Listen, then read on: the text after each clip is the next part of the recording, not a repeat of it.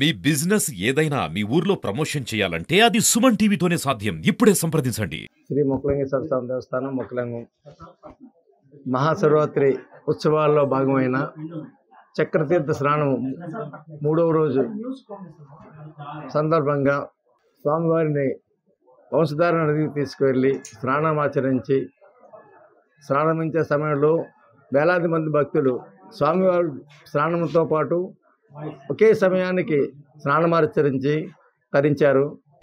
ఇటువంటి అవాంఛనీయ సంఘటనలు జరగకుండా వివిధ శాఖల వారు తగిన ఏర్పాట్లు చేయడం జరిగింది. కలెక్టర్ గారికి, ఆర్డీఓ గారికి, ఎస్పీ గారికి, తదితర శాఖ అధికారులందరికీ కృతజ్ఞతలు తెలియజేస్తున్నాము. భక్తులకి ఎటువంటి ఇబ్బంది కలగకుండా చేసినందుకు భక్తులకు కూడా కృతజ్ఞతలు తెలియజేస్తున్నాము.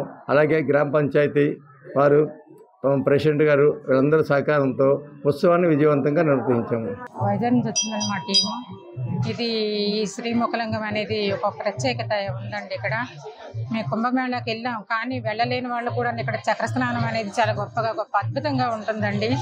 అందుకోసం అనేసి ఇక్కడ చాలా వేలాది లక్షల కొద్ది జనాలు కూడా వస్తున్నారండి. ఈ శ్రీముఖలింగం అనేది చాలా ప్రసిద్ధి అయిన ఒక దేవాలయం అండి.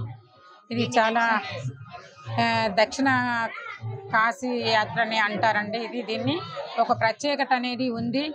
చాలా జనాలు, లక్షల కొద్ది జనాలు వస్తున్నారు.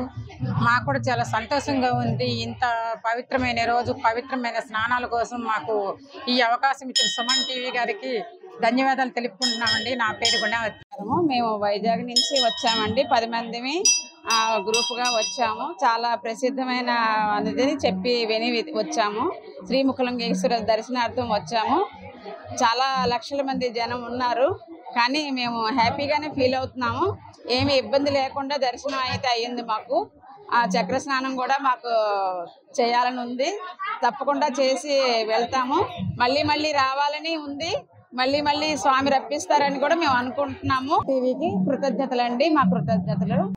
మహాశివరాత్రి ఉత్సవాలు 3 రోజులు అత్యంత వైభవంగా భక్తులకు ఎటువంటి అవాంఛనీయ సంఘటనలు జరగకుండా కలెక్టర్ గారు, ఆర్డీఓ గారు, ఎస్పీ గారు తదితర శాఖల సహకారంతో మహాశివరాత్రి ఉత్సవాలు